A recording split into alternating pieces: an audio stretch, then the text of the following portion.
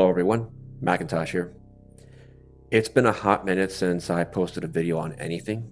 I have been rather busy renovating my worlds in VR chat, but I will cover that topic later on in the video. For now, I want to talk about CSP games and Vanguard. Little side note, if my voice sounds a little different or I'm talking a little differently, that's because I'm still trying to get used to doing some speaking over here while wearing Invisaligns. Yeah, I'm trying to straighten my teeth over here, so it's a little weird having a piece of plastic in your mouth. But anyways, moving on. Recently, on the 3rd of February, CSP Burger, CSP Ratati, and CSP Okami posted a letter on the EVE Online website discussing 2026 and beyond. Coupled with that letter is an hour-long video where CSP Collins discusses with CSP Swift what was gathered from Vanguard's Operation Nemesis during the tail end of that video. There, Collins gives insight into what is going on behind the scenes in regards to how the studio is taking in the feedback from the players. The studio takes that feedback and compares it to the data gathered so they can get a holistic picture of what they have to do next. This part is already known to us players who have been playtesting Vanguard for years at this point. To further corroborate what Collins said, there is a chart posted on the website with the letter showing Vanguard as a world event, still scheduled for 3rd quarter 2026. It talks about 3 major expansions that covers theater of war, factional warfare, and military campaigns. Keeping in mind, this is all within the context of New Eden, which includes both EVE Online and EVE Vanguard.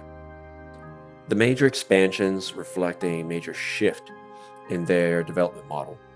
Instead of bum rushing changes every 6 months, those changes will instead be spread out over multiple expansions. This is to allow New Eden to adjust to the major changes over a longer period of time, instead of just dumping it all at once and then dealing with the political and economic shock that follows. The last few expansions that introduced freelance jobs, corporation projects, and brand new mining ships like the Pioneer caused a ripple effect throughout the game. Vanguard will play a more direct role in the military campaigns that can affect EVE Online. What does this mean for early access though? Well, CSP left a note in the letter stating the following, quote, "Update your calendars as EVE Vanguard Steam Early Access release is moving beyond summer 2026, giving us the time needed to deliver a stronger, more fully realized experience for players. More news to come at FanFest. Don't miss it." End quote. So based on Collins' statement during the video, it appears that Vanguard will be delayed until next year in 2027, and that this upcoming world event is likely to be a playtest accessible to the public. It has become clear that CSP Games is needing more time to refine Vanguard before it sees official release. The perception of the players in the Vanguard Discord shows there's still much to be done before Vanguard can reach that phase where it is effective and playable to the masses. I did state, at least a couple of times in my previous videos, that early access will be the make or break moment for EVE Vanguard, as it will show what CSP has really learned between Operation Nemesis and early access. With that in mind, I guess delaying early access was the best decision CSP has recently done for Vanguard. Players typically prefer that you take the time to finish the game, but at the same time, players can be impatient. It's one thing to delay a game to ensure quality, and it's another to delay it for so long it becomes a meme like GTA 6. So, my recommendation to CSP Games is to not be discouraged by any sign of impatience by the community while still being reminded not to take our patience for granted. I mean, we have been waiting for a decade after all. From my perspective, I think CSP Games is worried that Vanguard is not going to be ready for summer as an early access game, and is instead going to be a public playtest for this year. We expect to get more details about this during eFanFest 2026, which will be this coming May. Speaking of which, I've already purchased my ticket to eFanFest for this year, and so I will definitely be attending the event that is hosted annually in Iceland. So this concludes the part of the video covering Vanguard. Moving on, let's talk about my worlds in VRChat. If you're not interested in this topic, you can end the video now. Ever since I switched gears and focused on just maintaining and curating the worlds I already made instead of making new ones, the Warbarge world in VRChat has now officially been updated. You will notice that the War Room area has been retextured, and I've cleaned up a lot of the hidden polygons there using Blender in an attempt to optimize that part of the world. The lighting in the lounging area, the lighting in the lounge area has also been updated to look less dark and more lively. The DJ venue known as the Event Horizon Lounge, a separate world using only the lounge area for use as a dedicated party world, has also been updated. The audio link and DMX lighting have both been preserved in the process. This was also an opportunity to update the VRChat SDK that both worlds had so that they won't break during future updates pushed by the VRChat devs. The reason I did this was twofold. First was because the Warbarge world broke and therefore caused PC users to default back to their standard home worlds. This somehow did not affect Android or Quest users. If one world was already broken, then there was a risk that the others will eventually break because they were uploaded with old SDKs. And the second reason was because the worlds turned out a bit messy behind the scenes and risked breaking any new scripts that I might add. Modernizing the worlds required rebuilding their respective Unity projects from scratch. This also taught me a few new tricks with regards to transferring assets in specific states from one project to another. So let's go over the visual and functional changes I made to both worlds. You will notice the lighting is significantly different throughout the areas. This is because I learned how to bake the lights better and more efficiently, while also fixing any UV overlaps for the light mapping. This resulted in the lounge area being a little more lit than last time, while the war room is significantly darker. One is meant more as a social area, the other a command center from lore perspective. A lot of times, movies and TV shows tend to portray command centers as dark rooms with bright monitors showing random states to convey a sense of seriousness and urgency. Gathering areas where you have a lot of people just hanging out and talking tend to be brightly lit and more comfortable to convey calmness and improve morale. Good vibes, basically. That's what I went with for the overall redesign of the Warbarge world. You will also notice I took away the mirrors from the worlds as well as their respective toggles. This is because built-in mirrors have become less and less relevant ever since VRChat enabled users to set up personal mirrors that can be tailored to the needs of the individual users. Having a personal mirror also eliminated the need to set up a toggle for a player to hunt for. They just pick any spot they like, bring up their radio menu with their thumbs, and then click, boom, instant mirror. One less prefab for me to import. Another thing you notice is the texture of the war room area. They are no longer the old stock textures that came from Dust.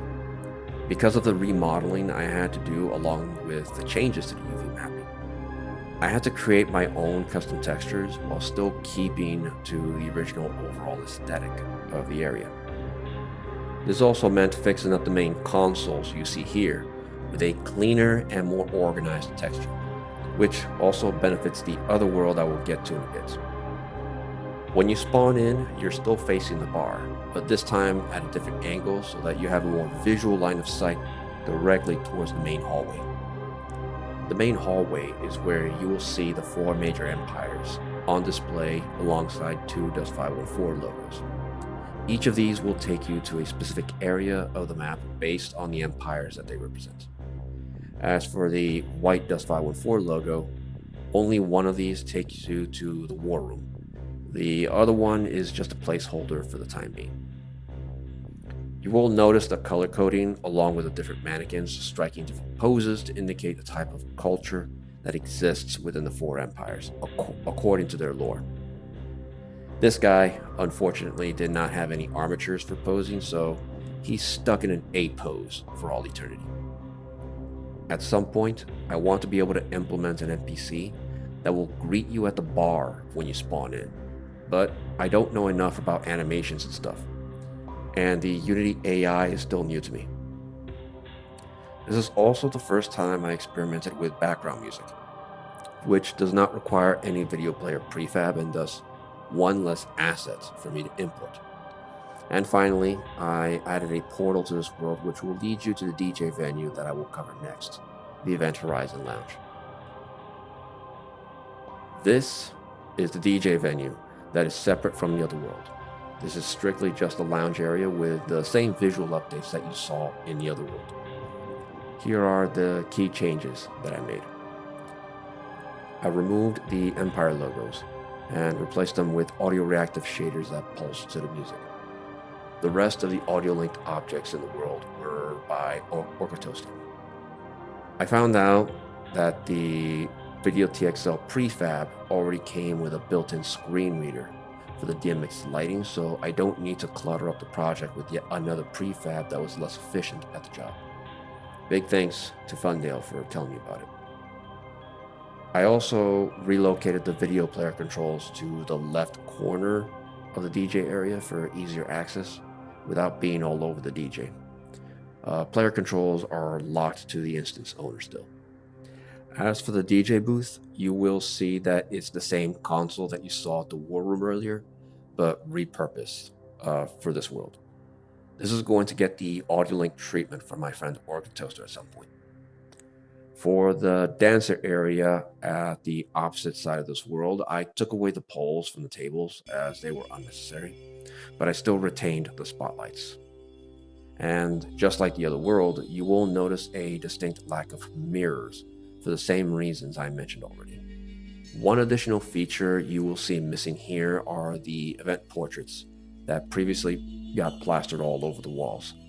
Those will come back at some point, but I want to make them more presentable and be less cluttered. Fundale introduced me to a picture loader prefab from GitHub, which I will look into. It allows me to atlas the pictures in a more convenient and organized location. This will allow visitors to browse through the pictures while taking away any worry about running out of space. The same will apply to the thank you board. And finally, you will notice that I took away the old furniture from the world. They were just Gumroad assets by Wispy Woo, and they didn't really fit in all that well with the aesthetics of the world. And so I decided to create my own custom furniture that matches the aesthetics better. For now, I just finished making the long couch you see here. Next up, we'll be making a new set for the dancer area. That's it though. There's still work to be done, but both worlds are ready for the public for anyone to host parties and get-togethers in if they like. So for now, this means I have to create new preview videos for both of these worlds and also update my website, which is already overdue for some changes anyways on the featured worlds page. And again, I will mention that I have my plans already set in stone to go to eFanFest 2026, which is happening this coming May at Iceland. If any of you are going there as well, we can hang out and touch base and get some drinks together. I hope to see you all there soon. And as usual, fly safe.